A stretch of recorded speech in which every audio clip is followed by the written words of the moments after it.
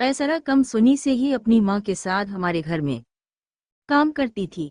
वो एक गरीब मेहनतकश माँ की बेटी थी, 14 बरस की नादान बची जो जमाने की ऊंच नीच से नावाकिफ थी। दुनिया को अपने सादा और मासूम जज्बों के आईने में देखती थी, तभी ये दुनिया उसे बड़ी बल्ली लगती थी। पहले ये खाते पीते लोग थे। कैसरा के बाप की जाती दुकान थी, वो फ्रूट फरोश था। तभी खाला जकिया ने अच्छा वक्त देखा था।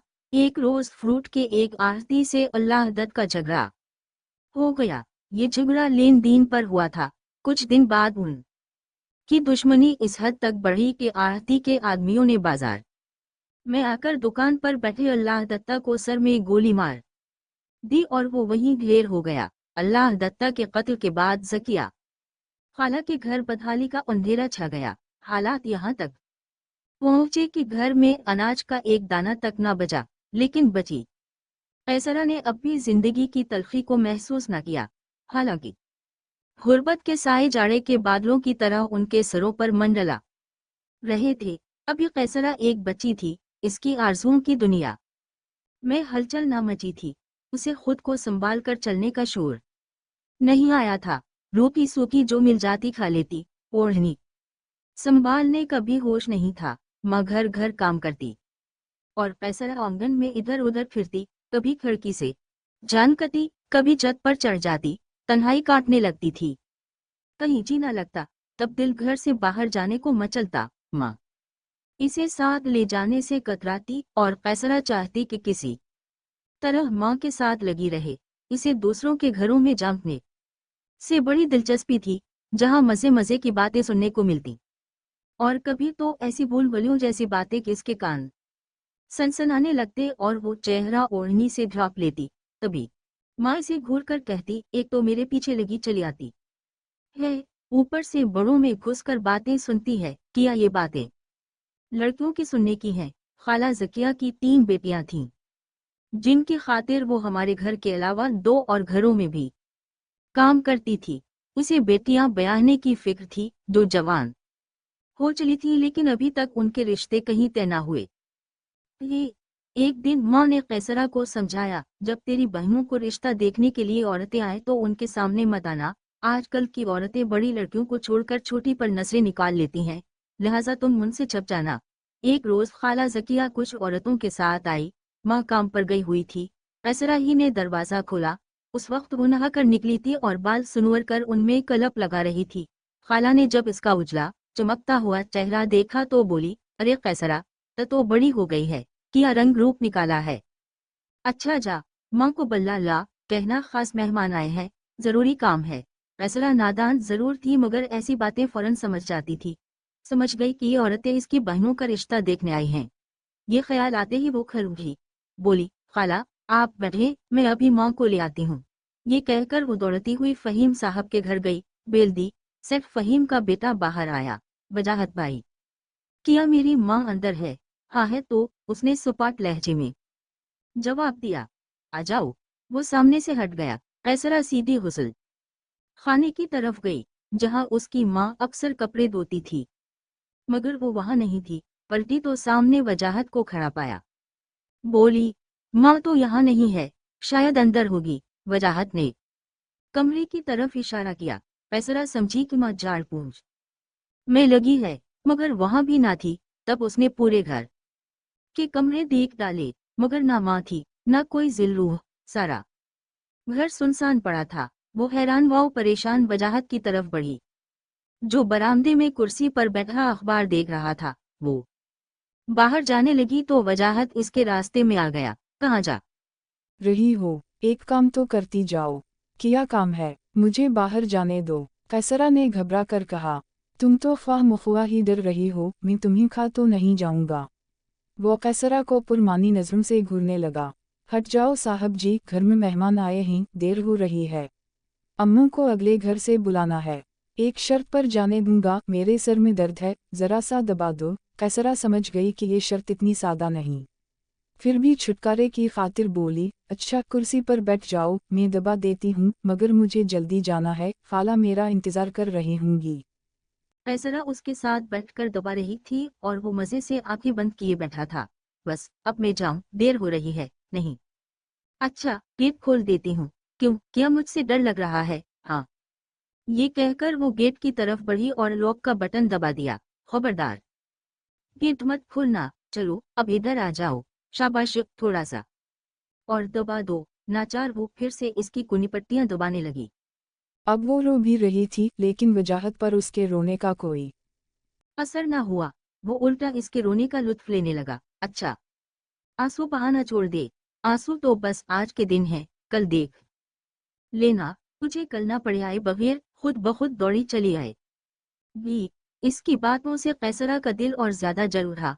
वो दिल ही दिल में उसे बद्दुआएं देने लगी। इतने में गेट खिला और दफता इसके वालिद सेठ फहीम बरामद हुए। वो शहर से बाहर गए हुए थे और अचानक उस वक्त वापस आ गए थे। गेट की दूसरी चाबी उनके पास थी। इन्होंने जो मंजर देखा, उनकी आंखें हैरत और गुस्से से फैल गईं। उनका बेटा एक मुलाजिमा की बेटी को पकड़े हुए था और वो रो रही थी। बाप को सामने देखकर वजाहत पर जैसे आसमान गिर पड़ा। सेठ फहीम को देखकर कैसरा की जान में जान आई। वो उनके पास जाकर लपट गई और बलक बलक कर रोने लगी। बाबा जान। उस लम्हे उसे अपने मरहूम बाप का ख्याल आया कि अगर वो जिंदा होता तो शायद वो और उसकी माँ यूं दरबदर ना होती। सेठ साहब भी सटपटा गए। बच्ची को अपने आप से अलग किया और रोने का सबब पूछा। वो क्या बताती? इसका बिखरा हुआ हुलिया ही सब कुछ कह रहा था। तुम बताओ। वजाहत, क्या हवा है उसे? क्या तुमने कुछ कहा है? वो क्या जवाब देता? इसका रंग उड़ चुका था। सेठ साहब ने कैसरा के गाल पर सुर्ख निशान देखा तो उनकी आंखों में खून अत्तर आया। क्या तुमने उसे तकलीफ पहुंचाई है? वजाहत, बाप ने गरज कर सवाल किया। वजाहत तेजी से अपने कमरे में जाकर छप गया। कैसरा ने रोते रोते सारा अहवाल सेठ साहब को सुना दिया। वो बेहद गुस्से में आ गए और उसी वक्त एक बड़ा फैसला कर लिया। उन्होंने फौरन अपनी बीवी को फोन किया कि फौरन घर पहुंचे। वो उस वक्त अपने भतीजे की शादी में गई हुई थी। परेशानी में उन्होंने ड्राइवर से कहा, कार तेज चलाओ, खुदा जाने क्या आफत आन पड़ी है जो मुझे शादी के घर से बुलाया गया है। जब बेगम फहीम आए तो सेठ साहब ने ड्राइवर को बेचकर कैसरा की मां को भी बुला लिया और दोनों खवातीन के सामने फैसला सुनाया कि हमने फैसला कर लिया है कि तुम्हारी बेटी को अपनी बहू बनाएंगे। तुम्हें इस पर कोई एतराज तो नहीं? अगर है तो अभी बता दो। हम आज शाम को ही तुम्हारी बेटी का निकाह अपने बेटे से करना चाहते हैं। फहीम साहब की बीवी और कैसरा की मां दोनों दंग रह गईं। अरे भाई, हैरान क्यों हो रही हैं आप लोग? जब मैंने घर में कदम रखा, जो मंजर देखा, उसे देख कर समझ गया कि हमारा बेटा कैसरा को बहुत पसंद करता है। अब हम वजाहत की पसंद का एहतराम करते हुए इसका निकाह कैसरा से करना चाहते हैं। अगर किसी को इस पर एतराज नहीं तो हमें हमारे बेटे की दिल्ली ख्वाहिश पूरी करने दीजिए। सब से ज्यादा एतराज तो खुद वजाहत को था, जो एफएससी के बाद इंजीनियरिंग में दाखिला लेने की तैयारी कर रहा था। अरे मियाँ, पढ़ाई बाद में होती रहेगी। और हम कब रुखसती कर रहे हैं? रुखसती तो 2 साल बाद होगी, निकाह भी होगा। सेठ साहब के सामने किसी को दम मारने की जुरात ना थी, हत्ता कि इनकी बीवी और बेटे को भी नहीं। वो पैसे वाले ये उनका रोब व दबदबा भी कुछ कम ना था। कैसरा की माँ खामोश रही, सिर्फ इतना कहा कि सेठ जी, फैसला तो आपने किया है, तो उसका निभा भी आप ही को करना होगा। ये मेरी बेटी की जिंदगी का सवाल है। तुम फिक्र ना करो ज़किया बहन, आज से मैं इस बच्ची का सरपरस्त हूँ। कैसरा का बाल भी बेगाना नहीं होगा। बस तुम हाँ कह दो और कैसरा से भी हाँ। सुनना चाहता हूँ। किसकी मुजाल थी कि हम ना कहे। ज़किया खाला की तो लॉटरी निकल आई थी और कैसरा के ख्वाब एक ऊंचे घराने से वाबस्ता हो गए। अलबत्ता वो और इसकी वालिदा मेहर बल्द थीं। उसी आलम में बाजार से निकाह के लिए लड़की का जोड़ा और लड़के के लिए शरूनी वाओ कला खरीदा गया। रात 8 बजे मौलवी साहब निकाह पढ़ाने तशरीफ़ ले आए।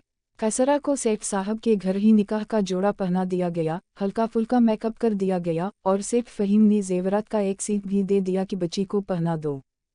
तमाम काम अल्लाह की मर्जी से झटपट हो गए। बाद निकाह 2 4 करीबी लोगों की मौजूदगी में खाना टेबल पर सजा दिया गया। मिठाई का एक एक डब्बा मेहमानों की नजर किया गया। वो खाना तनावल फरमा कर चले गए तो सेठ साहब पैसरा और इसकी वालिदा को अपनी गाड़ी में बढ़ाकर उनके घर छोड़ने आए। जकिया से कहा, बहन अब आपकी लड़की हमारी अमानत है, इसे मैं घर से बाहर घूमता फिरता ना देखूं और आप भी अब घर में काम करने ना जाएंगी जब तक आपकी बड़ी बेटियों के रिश्ते नहीं हो जाएं और ये अपने घर की ना हो जाएं। आपका खर्चा हमारे जिम्मे, बाद में आप भी हमारे घर आ जाएंगी क्योंकि अब आपका रहन सहन हमारी इज्जत से वाबस्ता है। बुजुर्ग बच्चों की गलतियों की सज़ा कई तरह से देते हैं, लेकिन सेठ फ़हीम साहब ने जो सज़ा तजवीज़ की वो अनोखी सज़ा इनके बेटे के लिए एक सबक बनी तो एक गरीब की बेटी की ज़िंदगी भी सुनूर गई।